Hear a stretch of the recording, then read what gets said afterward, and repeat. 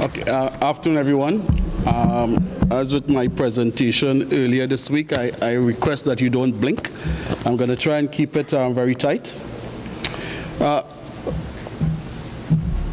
So my focus is going to be really, I'm going to try and stay in my lane, with respect to what Maritime Services does with respect to ocean governance in Trinidad and Tobago. Oops. So this is the my presentation. Going to get into it. So, I mean, ocean governance really comprises the overall policy and strategies with regard to the affairs of the oceans of the world. Ocean government lays out the policy framework which encompasses the existing intended legislative, institutional, administrative arrangements that are in place to execute the state's intent in ocean affairs. This framework gives the effect to the relevant international conventions ratified by Trinidad and Tobago. The legislative framework has its genesis, of course, in UNCLOS, which provides the overarching policy from which Trinidad and Tobago ocean governance emanates. Most issues on ocean governance have been addressed at the level of the United Nations, and those include flag state, port state, boundaries, even marine scientific research, as we heard earlier this morning. Many matters with respect to maritimes were further agreed to by member states through the International Maritime Organization. Oh, sorry. Good. The provisions of UNCLOS are mirrored in our domestic legislation, and these three particular acts, this is where I'm going to focus my presentation, and where in these zones, what are the authorities and what we do at Maritime Services specifically to deal with ocean governance. But first of all, I think I want to look at why is ocean governance important, you know. And I want to use an analogy between the world as we live in and our bodies. You know, both of them comprise 75% water. Water is used in the oceans and to regulate heat, move heat from one place to the other. Water is used in the body to regulate heat also. All right, but just like ships are transported on the oceans to take goods and services from one point to the next, red and white blood cells, as you see them there, are transported in the serum to move nutrients and oxygen and provide immunity to the human being. Ships can be utilized for good, but require governance and controls to ensure that their purpose is not corrupted.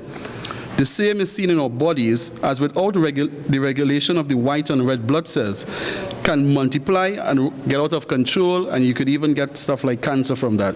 So if we don't take care of our bodies and poison our blood, we will succumb to debilitating diseases, and probably we the human being might actually die. And similarly, if we continue to pollute our oceans, we're going to cause the eventual death of the earth that we live in.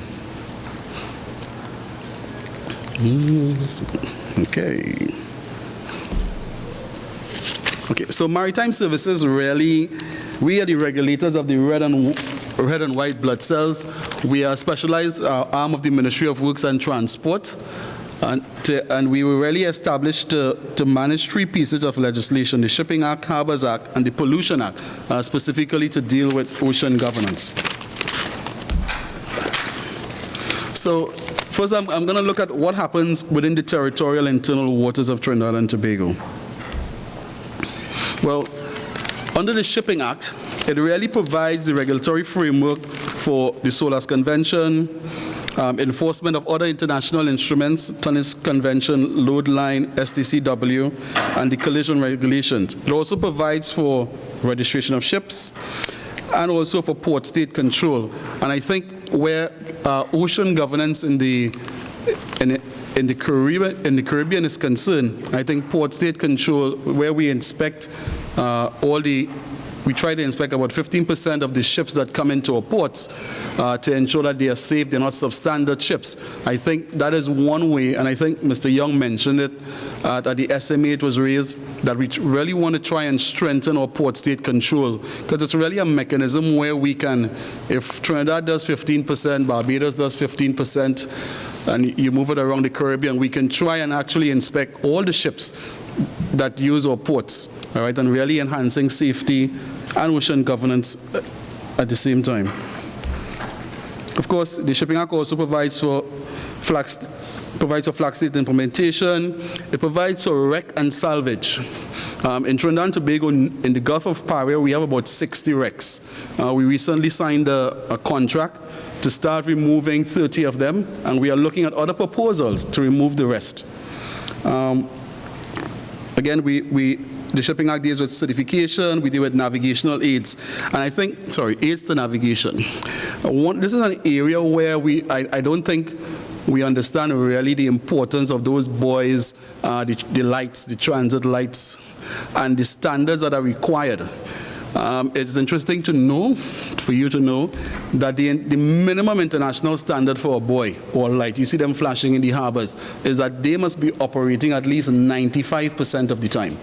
And if they are not, then you should really consider moving them. Right? We also deal with the safe operations of passenger ferries. And I want to raise, I don't know how many of you have seen this picture for the week. At the last SME, which was held in March, Trinidad raised the issue of party boats, we call them. The issue was raised, and the CMOU had undertaken to look at the whole issue of party boats in the region. So I think, and this incident here, unfortunately, I think about 3 to 7 persons died. All right? So it is an area which I think Trinidad and Tobago has a lot of experience now. I think we have about 14 or 15 of these type of boats, and you see them every weekend going around. The impact of this, of an event like this, I think it's not only going to affect ocean governance, it's going to affect tourism, the economy. There's a lot of negative things that could happen should something like this. I don't know why this happened, and really it doesn't really matter why it happened. It could have been overloaded, it could have hit a rock. It really doesn't matter, because the consequences, loss of life, is just too great. Okay, so in the territorial seas also, we have the Harbor Masters Act, and we are going to be repealing that act and replacing it with the Marine Pollution Act, which seeks to implement several of the IMO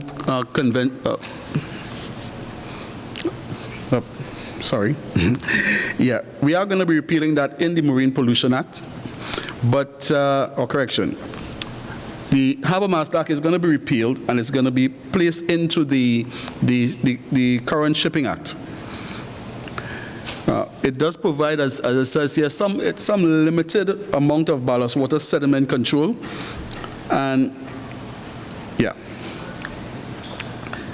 So that's the Harbor Master Act. And what's interesting, in the law, there's an interpretation of the law that says now that the director is also the Harbor Master, and I'll speak a little more about that later.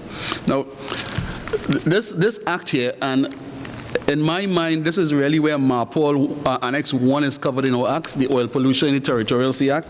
I really like this particular law because it's very simple. It says you can't put oil in the water. Very, very basic. All right, and this is what we're going to be using for oil pollutions on ship at this time until we can incorporate it into the Marine Pollution Bill.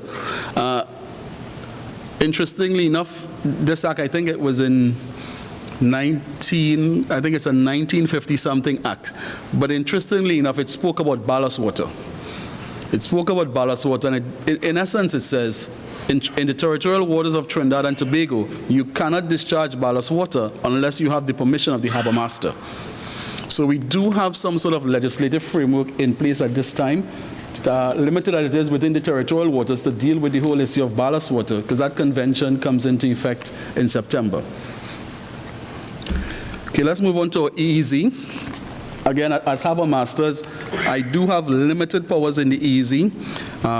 Under Section 28, it empowers the Harbor Master to carry out his official duties in zones other than harbors. So, and in that regard, I have some power in terms of the movement of and control of vessels within the EEZ. On our continental shelf, we are looking in the new Shipping Act to address issues that to deal with platforms. Suffice to say, at this time, the role that we play on platforms in the offshore industry is really in terms of safety for the safety equipment and the vessels they have on board. On the high seas, of course, we all know that all national laws apply to all the vessels flying our flags, and that's the level of control or enforcement we have with respect to those vessels. I'm going to touch very briefly on border control because the commander spoke about it. In the ISPS code, which is an amendment to SOLAS, as the administration, we are responsible for approving the ship security plans. So in terms of ocean governments with ships, we are responsible for dealing with the security plans. The Coast Guard deals with all the 29 official facilities that we have. They will deal with the audit, and there's a whole command in Coast Guard that deals with the security of that. That's only 10 minutes. I'm good. Okay, so I'm coming up to the end now. What's the current state? We've been talking about the shipping bill for the last 15 or 20 years. 20 years. Yes, so I'm corrected. We've been talking about the new shipping bill for the last 20 years. Let me get rid of the script. The good news is that the current government advised my ministry that they want the new shipping bill now. All right, so that's the good news. So I don't have to try and convince the politicians that we need a new shipping bill. They are telling me we need a new one, which is a good thing. We're in the final stages. I think within a month, the 1,200-page document should be completed, and it will have to, of course, because there are so many changes, it has to go back out for public consultation. So you will have an opportunity to have a look at it before it goes to Camp. But the government is it's number 3 on the legislative agenda. So it's looking good that it should happen within this administration. And then once we have that done, we're going to move forward with the marine pollution bill. We are thinking right now whether we should extract the ballast water component out of that bill. It's already drafted because the convention is going to come into effect in September. But we haven't quite made our minds up with that. With respect to let's just talk about the level of interaction, because this is really about enhancing ocean governance for the Caribbean. The Ministry of Works and Transport we do participate in the quoted meetings. It's a CARICOM, it's a subset of CARICOM, dealing with transportation, not only sea, land, and air. But we are involved in the meetings with respect to sea. The Senior Maritime Administrators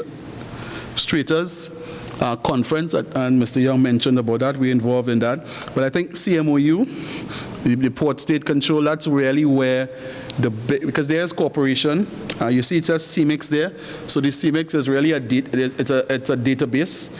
And what principle it does, apart from collecting information, but we can check to see when last a ship was inspected in another country. So if somebody goes to Grenada now and they inspect it and they come to Trinidad, we aren't necessarily going to go and do an inspection. And that's the way in which we share information. And it's a method in which we want to see if we can get 100% of all the ships coming in the region, that we can at least do a safety inspection on them. And of course, we just recently concluded, there's a lot of work at ballast water. The convention is coming. We've had since 2010, we had a regional policy, and it's only now been sort of revived, and so we are working on that. In terms of our challenges, we always have that. I mean, to be honest, the development of a maritime policy, legislative and administrative, and the institutional framework should really have been further ahead as it relates to maritime safety and security legislation. Of course, in particular, the transformation of the division into a maritime authority. And again, I would say I have received a cabinet minute to that effect that advises of the government's intent to make the division into administration. The open registry. We do have approvals to do an open registry. I'm going to give, this is my personal view on it. I think that we should legislate it. We should have it in the legislation. I don't think we should implement it at this time. For economic reason, that is, the cost of fuel. If you think of the monies that, because fuel is subsidized in this country, if you flag your vessel here, the monies that you're going to save by fueling here, as opposed to the money the state will make. So in essence, if we do this now, and like a big bulk carrier comes, you have 2 bulk carriers operating over Trinidad, okay, the monies that we're going to make from them registering, we're going to actually lose on the other side from the subsidies we pay. So you almost be paying them to flag here. I don't think it makes sense to do that at this time. All right. We do have also approval for a vessel traffic management system, and so that's ocean governance in the Gulf of Paria. There is a major concern. You know, we have a lot of tankers, LNG tankers. We have a concern that, you know, of them colliding if you have a major oil spill. So one of the measures to deal with that is a vessel control management system. We just haven't received the funding for it as yet. In terms of priorities, we really prioritize the navigational buoys. We're dealing with the wrecks, and then we're going to get to VTMS.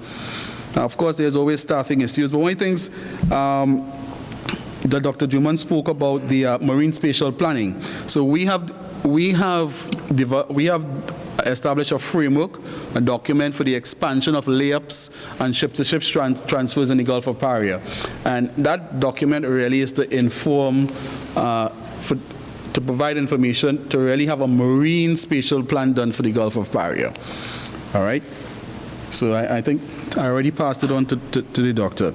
But it's the government's intent to expand these areas. If you look out in the night, I think last night, for those of you who were down at Coast Guard, you look out, you see some nice flashing lights. We have about 9 drill ships there. All right, they are a revenue earner without any, for the state. I think each of them, I think they employ about 100 and something local persons, just for the 9 that are there. And we are looking to expand that, that particular facility. Okay, that's it. Thank you.